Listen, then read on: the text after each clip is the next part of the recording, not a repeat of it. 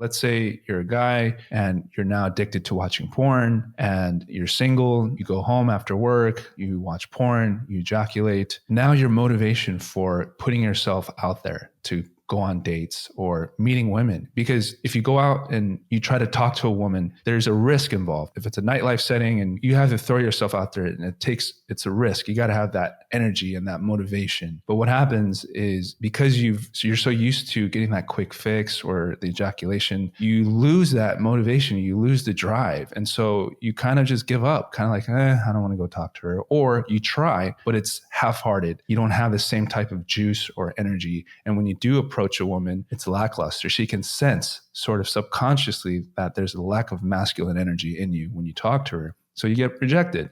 So what do? You go home and you watch porn and then you ejaculate, and you get caught in this vicious cycle. Have you seen that before? Oh, 100%. I mean, I was in it. I was jerking off to porn every day from like age like 13, 14 until like 22 or something like that. And definitely it destroys your motivation. Like I was very timid. I was very shy. I had a lot of like social anxiety. And looking back, like that only developed around the time that I started jerking off to porn. And so it wreaks havoc on your dopamine receptors and like your motivation. It programs you just to seek instant gratification outlets. Like obviously porn, every time you click on a new video, you're getting another dopamine hit, and it just fries your dopamine circuits. When you're not looking at porn, you feel depressed, you feel low. So you either go back to porn or like you do other things to get that dopamine release, scrolling through social media, playing video games, eating junk food, taking drugs. So it programs you for more addictive behavior. And again, like you said, you don't have your relationship is essentially with this image on a screen. You're never going to get rejected from porn. And so it develops this unhealthy, kind of unnatural sexual relationship to where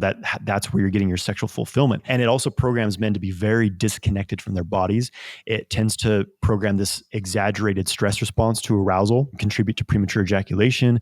It also causes erection issues. Like men in their 20s now have erectile dysfunction, but it's not because they're like physiologically unhealthy. It's one of the main reasons is porn, because the brain is programmed to have this exaggerated stimulation from porn. Like, okay, there's a new face, a new body every 5 minutes.